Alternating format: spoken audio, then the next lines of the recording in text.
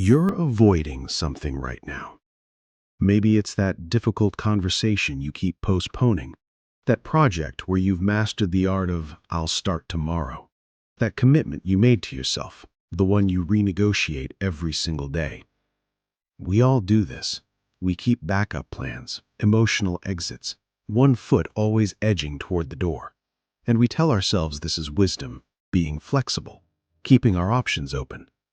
But what if we're wrong? 4 centuries ago, the samurai warriors of feudal Japan understood something we've forgotten.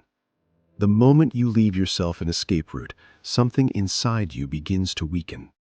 Not your courage, something deeper. Your resolve, your presence, your ability to be fully here. They developed a discipline to combat this.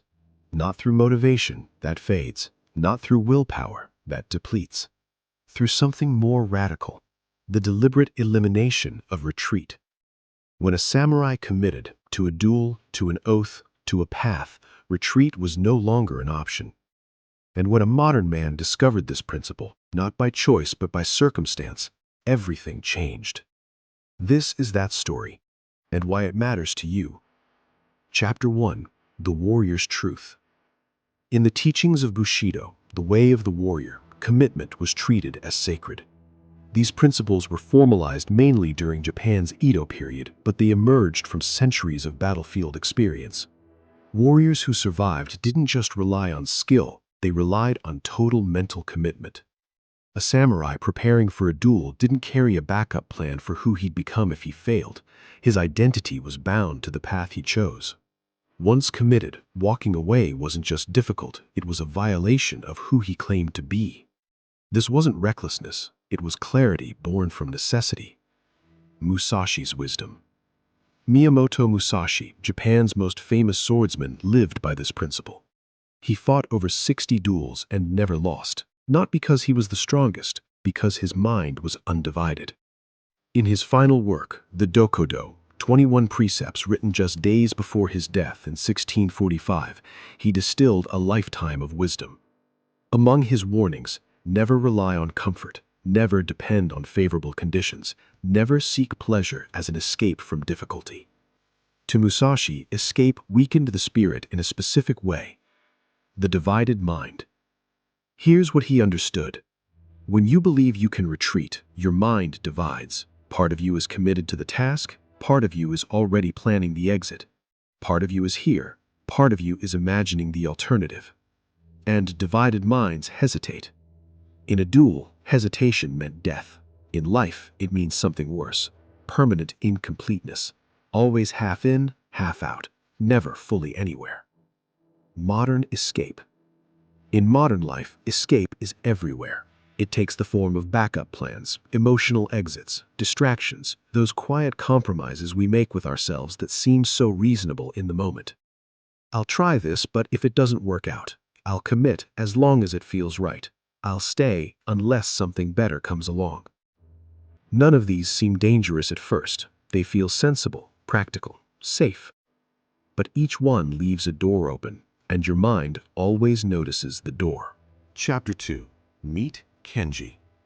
Let me tell you about a man we'll call Kenji. Not a warrior, not a monk. Ordinary by modern standards. Kenji was 32. Marketing consultant, good salary, nice apartment. On paper, successful.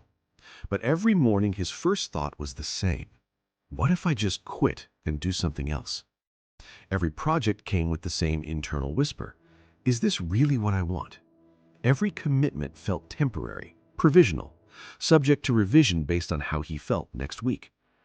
On the surface, nothing was wrong. Internally, something was dissolving. The restless life. When work became difficult, Kenji fantasized about quitting. Not just thinking about it, full mental movies, writing the resignation email, feeling the relief, starting fresh somewhere else.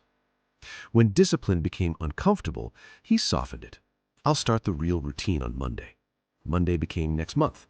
Next month became when things settled down. When routines demanded consistency, he adjusted them to suit his mood.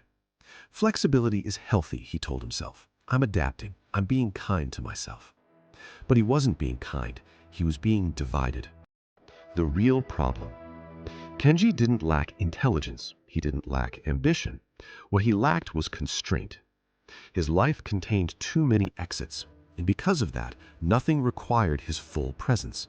He was always partially somewhere else, already leaning toward the next possibility. There was a heaviness he couldn't name, not depression exactly, more like chronic disappointment with himself. Every night, tomorrow I'll really commit. Every morning, maybe this isn't the right path. It was exhausting. Being at war with yourself always is. Chapter 3. The Pattern of Resistance. In Zen philosophy that influenced samurai training, there's an understanding about self-created suffering. It's not the difficulty itself that breaks us. It's the constant mental resistance to difficulty, the endless negotiation with reality. Samurai were trained to accept hardship without internal argument, not because they were masochists, because they understood something about how the mind works. Your mind consumes enormous energy imagining alternatives. If escape exists, fear grows louder. Why? Because fear knows there's leverage. It can threaten you with discomfort. It can dangle the alternative in front of you. It has something to negotiate with. But when escape is genuinely removed, fear loses its leverage. No negotiating power, no alternative to threaten you with. It either dissolves or transforms into focus. Musashi wrote that one should not seek pleasure for its own sake. He meant something deeper than abstinence. He meant this: when you use pleasure as an exit from discomfort, when your first response to difficulty is, "How do I escape this?" you begin weakening your capacity to endure reality as it is. Over time, the constant avoidance creates a kind of internal fragility, and reality doesn't negotiate. Chapter 4. The Door Closes. Kenji encountered this principle not through a book, but through failure. After years of quiet dissatisfaction, his work began to suffer. Not dramatically, just steadily, like ice melting. Nothing you can see happening in the moment, but everything changing. His attention fractured. He'd sit at his desk, staring at his screen, but his mind was already walking out the door, imagining that email, "I'm taking a different path." The fantasy was so vivid he could feel the relief, but he never sent it, and that made it worse. His confidence thinned, projects slipped, deadlines stretched. The quality of his work, the thing he'd always relied on, started showing cracks. Eventually, circumstances forced him into a position where leaving was no longer a clean option, not without serious consequence, not without burning something he couldn't rebuild. For the first time in years, he couldn't imagine a comfortable escape. There was no safety net waiting, no alternative that didn't come with real cost. The door closed. Not by his discipline, not by his choice, by circumstance. He expected panic. Instead, something unexpected happened. Without the possibility of retreat, his attention sharpened. Not because he suddenly became disciplined, but because there was nowhere else for his mind to go. He stopped negotiating with his discomfort and started working through it. The anxiety didn't disappear, but it lost its authority. It couldn't threaten him with anything. No alternative to dangle, no escape to promise.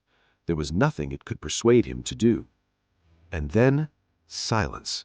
The internal argument that had run on loop for years just stopped. Not because he won it, because there was nothing left to argue about. The door was closed. He was here. And for the first time in years, here was enough. What Kenji discovered wasn't just about survival. It was about something those ancient warriors had known all along. Presence doesn't come from perfect conditions. It comes from closing the right doors. In Part 2, I'll show you exactly how this principle translates to modern life, the specific practices, the mental shifts, the choices that separate those who stay scattered from those who finally consolidate their energy. But first, I need to know, what door are you keeping half open? Think about it. One commitment you keep renegotiating, one escape route you maintain just in case. Write it down, or if you're ready, comment it below. I read every single one. Because here's the truth. Knowing about this principle changes nothing. Closing one door changes everything.